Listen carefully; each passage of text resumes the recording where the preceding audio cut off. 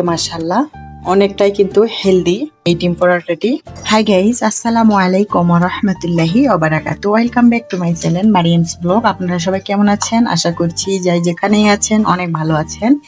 আজকে হচ্ছে আমি একটা বেলাবেলি ঝামেলা ছাড়াই একটা হচ্ছে ডিমের পুর ভরা ডিম পরোটা তৈরি করব। চলুন দেখা যাক কিভাবে আমি তৈরি করি। এখানে আমি হচ্ছে পেঁয়াজ হচ্ছে মশলা নিয়েছি, জিরা, একটু হলো ধনিয়া গুঁড়া, একটু ধনিয়া পাতা, জিরার পাউডার, একটু হচ্ছে কাঁচা মরিচ, সবকিছু আমি একত্র করে কেটে নিয়েছি। এখানে হচ্ছে আমি 1 কাপ আটা নিয়েছি আর হচ্ছে স্বাদ মতো লবণ দিয়েছি। এটা দেখেন, এখানে কিন্তু আমি 2টা ডিম হচ্ছে ভালো করে ফেটে নিয়েছি। আর এখানে এখন আমি হচ্ছে একটা পাতলা একটা ব্যাটার তৈরি করে নিব। এটি কিন্তু সকালবেলা অথবা বিকেলবেলা নাস্তায় অথবা টিফিনেও কিন্তু দিতে পারেন। বাচ্চারা কিন্তু অনেক মজা করে খেয়ে নিবে। এটি অনেক একটা হেলদি একটা নাস্তা বা পরোটা রেসিপি।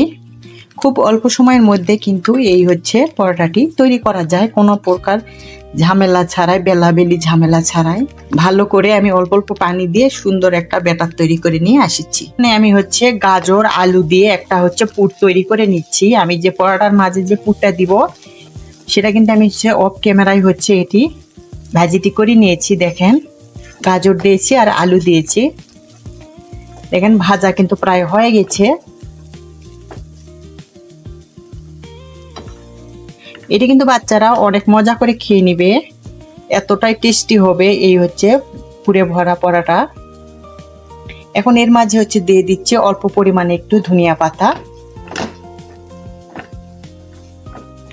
তারপরে সবগুলি ভালো করে এভাবে আমি আর একটু ভেজে নিব। এতে দূরে এসেও যারা আমার ভিডিওটিতে একটা লাইক দিতে ভুলে গেছেন বা এখনো লাইক দেন নাই, প্লিজ প্রিয় ভাইয়া আপুরা একটা লাইক দিয়ে দিবেন। আমার রেসিপিটি যদি কোনো এক জায়গায় ভালো লেগে থাকে তাহলে বন্ধুদের সঙ্গে শেয়ার করতে পারেন। আমার এরকম সহজ সহজ রেসিপি পেতে আমার চ্যানেলটি সাবস্ক্রাইব করে সবাই আমার পাশেই থাকবেন। যারা এই কাজগুলি করেছেন সবাইকে অন্তরস্থল থেকে অনেক দোয়া ও ভালোবাসা রইল। দেখেন আমার ভাজিটা কিন্তু হয়ে গেছে, এখন আমি এটি নামিয়ে নিব। কিন্তু দেখেন ব্যাটারটা কিন্তু একবারে পারফেক্ট হয়ে গেছে। আমি কিন্তু তৈরি করে হচ্ছে 10 মিনিট রেস্টে রাখছিলাম। আর এদিকে আমার হচ্ছে ডিমের পুরটাও কিন্তু তৈরি হয়ে গেছে। এখন আমি পরোটাগুলি ভেজে নিব।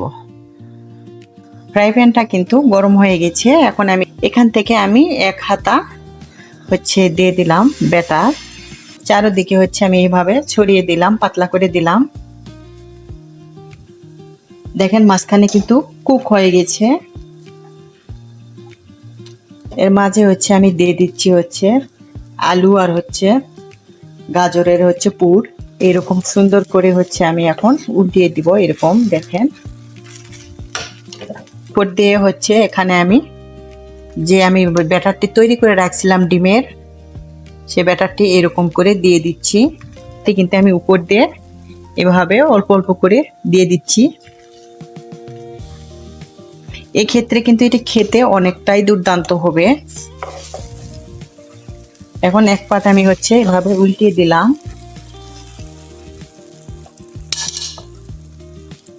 উল্টিয়ে দেওয়ার পর হচ্ছে এই পাটেও আমি এভাবে ব্যাটারটি দিয়ে দিচ্ছি। এই তো একটা কিন্তু হয়ে গেছে, এটি কিন্তু হয়ে গেছে। আমি এখন এটি উঠিয়ে নিব। দেখেন কত সুন্দর হয়েছে মাশাআল্লাহ। পুনরায় হচ্ছে আমি আরেকটি বানিয়ে দেখাবো। হাতা দিয়ে ভালো করে এরকম দেখেন চারোদিকে হচ্ছে সুন্দর করে পাতলা করে ছড়িয়ে দিতে হবে। তবে হচ্ছে যারা এখনো তৈরি করেন নাই হচ্ছে পুরে ভরা ডিম পরোটা, একবার হলেও ট্রাই করে দেখবেন। সকালবেলা কিন্তু ঝটপট কিন্তু এই পরোটাটি তৈরি করে নিতে পারেন। দেখেন উপরে কিন্তু হচ্ছে আমার কুক হয়ে গেছে। তারপরে আমি দিয়ে দিচ্ছি এইভাবে হচ্ছে গাজর আলুর পুর।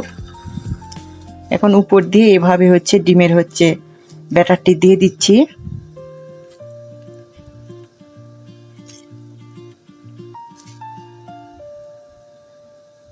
দেখেন এভাবে সুন্দর করে চারদিকে একটু ছড়িয়ে দিচ্ছি। এক হাতে ক্যামেরা ধরে কিন্তু আমার ভিডিও করা অনেকটাই কষ্ট হয়ে যায়। আমার কথাবার্তার মাঝে যদি কোনো ভুল ভ্রান্তি হয়ে থাকে সবাই প্লিজ একটু ক্ষমার দৃষ্টিতে দেখবেন। এই তো এখন এটি উল্টে দিলাম। আমি এক হাতে কিন্তু ফোন ধরে এভাবে ভিডিও তৈরি করি, এজন্য অনেকটাই কাঁপাকাঁপি করে। সবাই একটু ক্ষমার সুন্দর দৃষ্টিতে দেখবেন, কষ্ট করে আমার ভিডিওগুলি একটু দেখে নেবেন। আমার পাশে যারা আছেন, যারা আমাকে সাপোর্ট করেন, সব আপু ভাইয়াদের প্রতি আমার অনেকটাই কৃতজ্ঞ। দেখেন এইভাবে কিন্তু আমি এই পরোটাটাও কিন্তু ভেজে নিলাম।